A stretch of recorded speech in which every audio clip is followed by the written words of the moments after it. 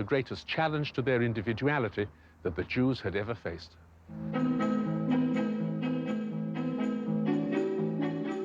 They were a people who would reshape the world. They exalted the body's performance to the level of art.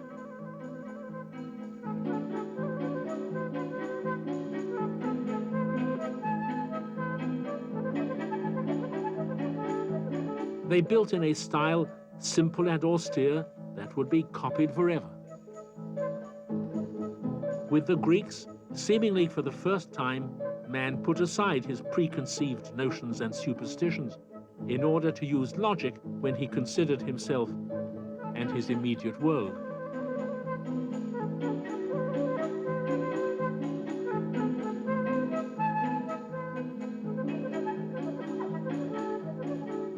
This was the place, the time of endless curiosity. They were a people of poets, Homer and Sappho, and playwrights, Sophocles, Euripides, Aeschylus, Aristophanes, and above all of philosophers, Socrates, Plato, Aristotle.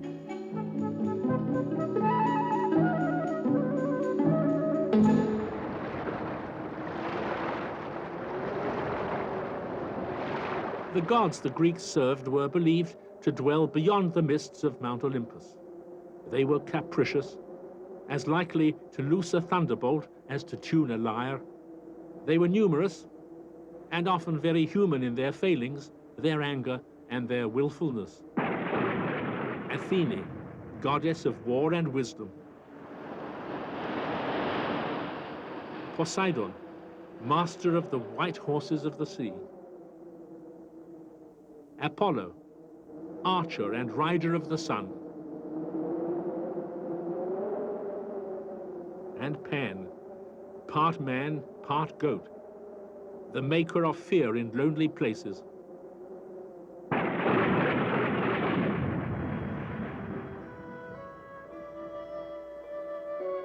The Greeks were colonizers, exploiters, traders, entrepreneurs.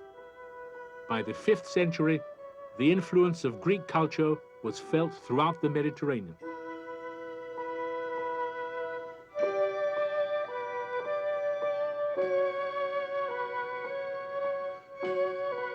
The Greeks were also formidable soldiers, well-disciplined, ruthless, and not reluctant to fight. Alexander the Great, conqueror of the world.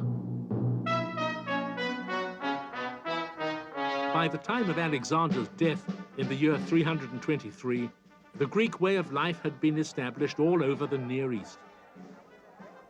The Greeks thought of themselves as bringing civilization to the barbarians.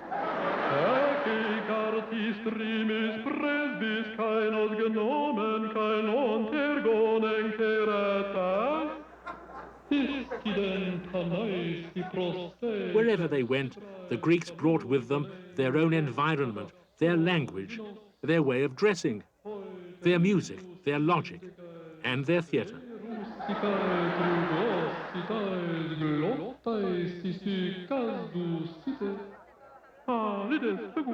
The Jews at first looked askance at this strange form of instruction and entertainment, but many soon found themselves seduced and became enthusiastic audiences.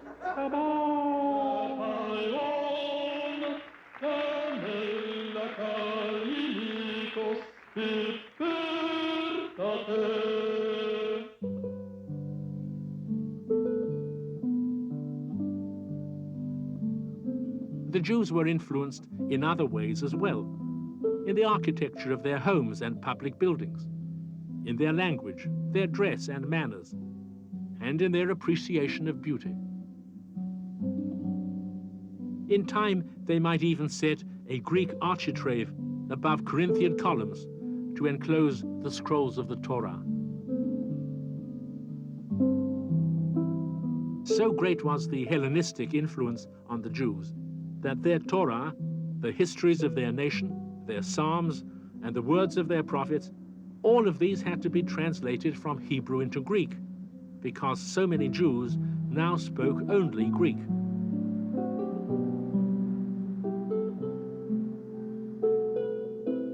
The volume that was produced in the 3rd century came to be known in the Hellenistic world as the Book, Biblos in Greek, the Bible. Many Jews now lived in foreign lands throughout the Hellenistic world. Over the next 2 centuries, large communities would develop at Sardis and Ephesus in Asia Minor, at Antioch, and at Alexandria in Egypt. The culture they experienced was vibrant, dynamic, and alien.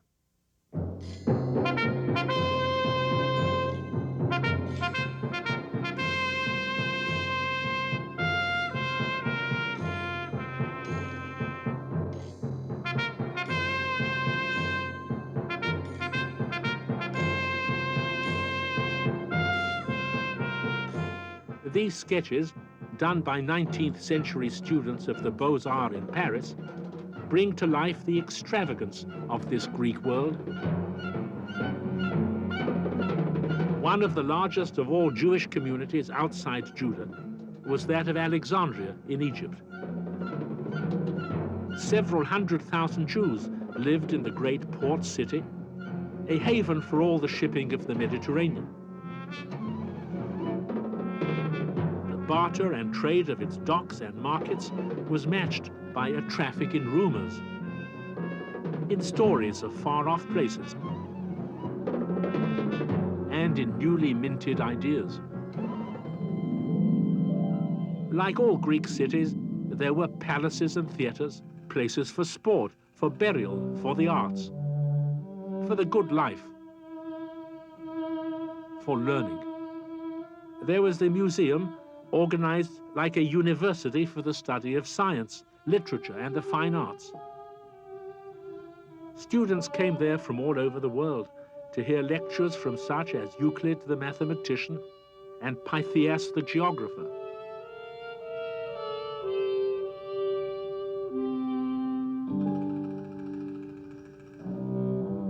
And there was a library, the trustee of 700,000 manuscripts, together representing the accumulated wisdom of most of mankind. Jews throughout the Hellenistic world absorbed from the Greeks their devotion to learning. They immersed themselves in the study of their sacred texts. Alexandria was a place of fusion. Its very existence indicated a new era in history. In Alexandria, the Hellenistic way of life and its intellectual concepts met the ideas of the Orient, principal among which was the singular Jewish concept, the profound and revolutionary belief in one God and a universal morality. The tension created by this meeting had enormous consequences for the Jews. The differences between their ways and the ways of the Greeks would splinter the practices of the Jewish people. By the beginning of the 2nd century, Alexander the Great's empire had disintegrated into separate kingdoms.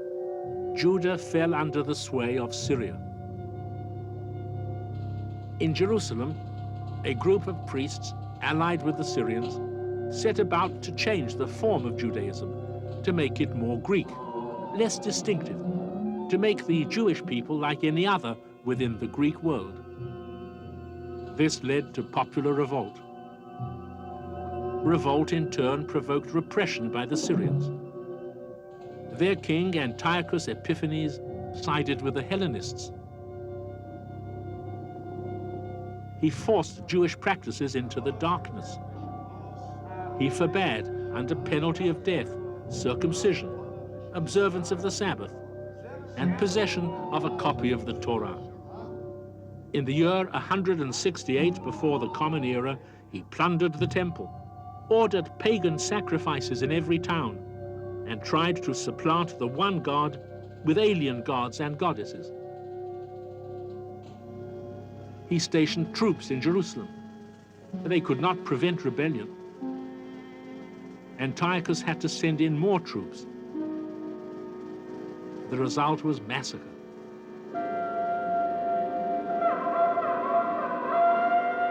the rebels were driven into the Badlands, the hills of Judah, where they fought on. Their leaders were the Maccabees, Mattathias and his 5 sons. One of the sons, Judas Maccabee, the Hammer, took command of the Jewish resistance. Judas Maccabee's command grew from a desperate band hiding wherever it could to an organized force, to an army resolute and expert. After 3 years in the wilderness, it was strong enough to storm Jerusalem.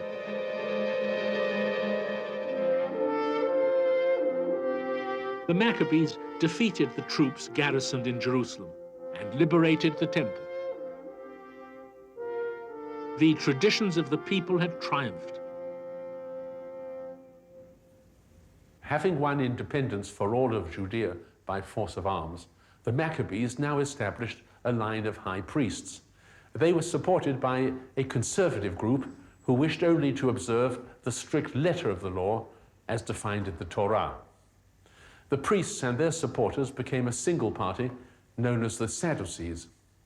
Their counterpart was a group known as the Pharisees. They were scholars, many of simple background, who taught among the people.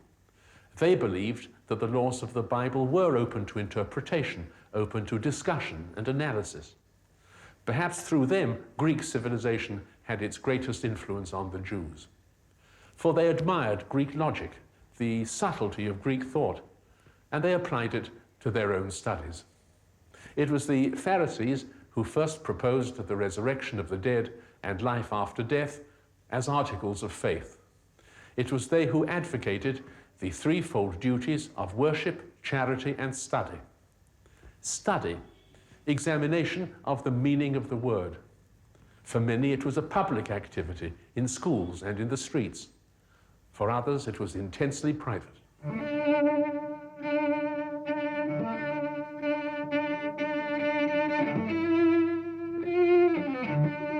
The members of the scholarly sect which lived here in Qumran are known principally for some documents which they hid for safety in these caves.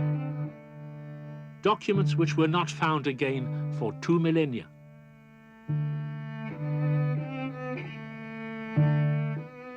The scholar's business was the unremitting study of the Torah.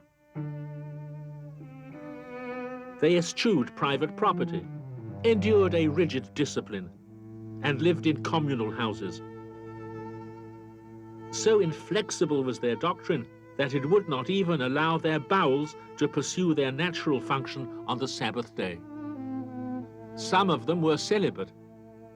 In many ways, they were the first community of monastics in the Mediterranean world. The legacy of these solitaries was a vast collection of religious and theological documents now known as the Dead Sea Scrolls. Their survival into the 20th century would provide the oldest known copies of texts from the Hebrew Bible. From the book of Deuteronomy. Therefore shall you lay up these words in your heart and in your soul, and bind them as a sign upon your hand, that they may be as frontlets between your eyes. Among the objects found at Qumran were sacred amulets called phylacteries in Greek, tefillin in Hebrew. The devout wore them at all times. One was placed on the forehead between the eyes. The other was fastened on the left arm so that the words it contained rested on the heart. The phylacteries were a reminder of the continual presence of God. They contained excerpts from his laws. On the leather was incised the Hebrew letter Shin. The straps by which they were attached were knotted to form the Hebrew letters Daled and Yod, Shin, Daled, Yod, the letters of the sacred name Shaddai, the Almighty. So for the devout, what they carried next to their hearts and minds in every waking moment was a reminder of their covenant with God. But no amount of prayer rising from the deserts and barren hills of Judah could protect the Jews from a culture in which almost everything that was valued was purely material.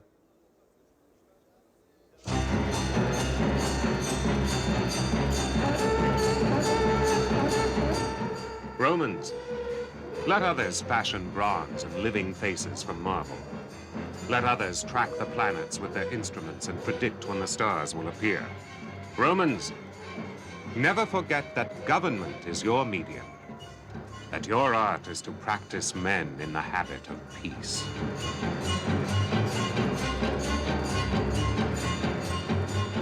The Romans brought peace with a vengeance. By the 1st century before the Common Era, the world of Imperial Rome stretched along both shores of the Mediterranean, eastward into Syria and Mesopotamia, in the process swamping Judah, which was refashioned into a Roman province, Judea. The Romans occupied Jerusalem in the year 63 BCE and set up a puppet government. Judea was now subject to Imperial Rome.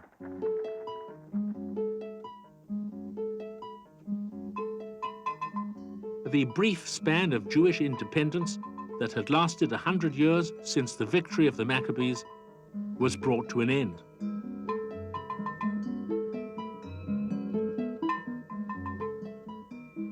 The Jerusalem of this day now had a population of hundreds of thousands. This was the heart of the Jewish world. Here was the temple. Here too were priests, the scholars, the teachers, the passionate advocates of the many branches of the Jewish faith.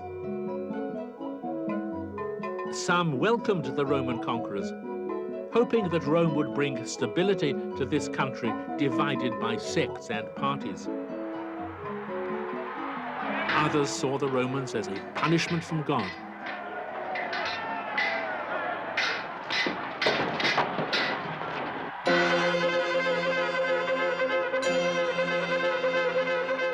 Roman society was rigidly defined by class. The class that governed Judea was essentially bureaucratic, tax collectors, functionaries, men without imagination or conscience. They were used to rule and impatient of dissent. They built in Judea, as they built in all their conquered territories, as if they meant to stay. They brought with them their impressive talents as organizers, settlers, makers of permanence. In the year 37 before the Common Era, they set up a Jew as ruler in Judea. His name was Herod. He became a king of Judea, but never a king of the Jews. The Jews feared him at first and then hated him. He was a tyrant, adamant, ambitious, imaginative, merciless. Herod the king was a highly volatile mixture of policy and passion. He built cities whose foundations lasted into the 20th century. His name became a byword for cruelty. In fits of insane rage, he slaughtered his own wife and 2 sons.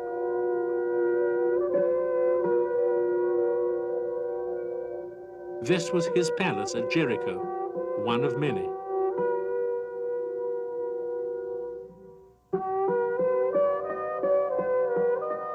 A developer of massive projects, Herod transformed the appearance of Judea's chief cities. The money for all this came from taxes. Herod razed any towns that refused to pay and sold their inhabitants into slavery. Ruthless as he was, Herod never ceased trying to win the sympathy of the people. In times of famine, he even sold the crown jewels to buy grain for a starving populace. Although Herod was Jewish, he was never accepted by the people. They saw him as an ally of Rome, a usurper of the Jewish throne.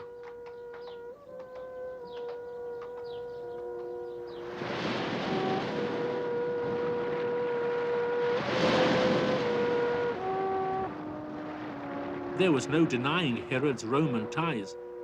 This aqueduct, 8 miles long, brought water to what was his greatest achievement, Caesarea, a city dedicated to his patron, Caesar Augustus. Herod took a minor anchorage and made it into a great port. The streets of the town and its drains were flushed by the movement of the tides. The city boasted a racetrack, an amphitheater for 20,000 people, a courthouse, a theater, and rising above the city, a temple to Augustus that could be seen far out to sea. Caesarea was cosmopolitan and elegant, but it was a city in contention between pagan and Jew. Herod's construction of pagan cities in the land further fueled the people's resentment against their king. Under Herod, even the priesthood of the temple in Jerusalem was corrupt. The office of high priest itself was bought and sold. But when Herod decided to rebuild the temple, the priests became suspicious. They protested, but were overcome. Herod proceeded with his grand design. The priests had said that their faith required that no sound of hammer and chisel be heard in the temple precincts during the construction, clearly requiring a miracle. Herod had the stone quarried elsewhere and carted in silently. The priests had said that only they could undertake the work, and they unfortunately had no skills as artisans. Herod set up a training program for the priests, and before long, 1,000 priests were employed in construction. The architectural triumph of the whole grand design was the magnificent colonnades with marble Corinthian columns 50 feet high. The great outer court was open to everyone, Jew and Gentile alike, women as well as men. It was as much a market as a holy place.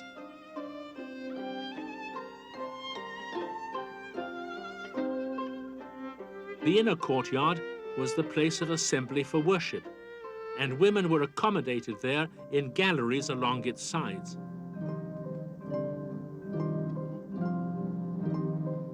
The sanctuary enclosure was reserved to Jewish men. The sanctuary itself, of course, was the exclusive province of the priests. Herod's temple could claim its place among the wonders of the world. It was said that from a distance, because of the profusion of its white marble, it glittered like a snow-covered mountain. What the temple really stood for was something Herod could not comprehend, or chose not to.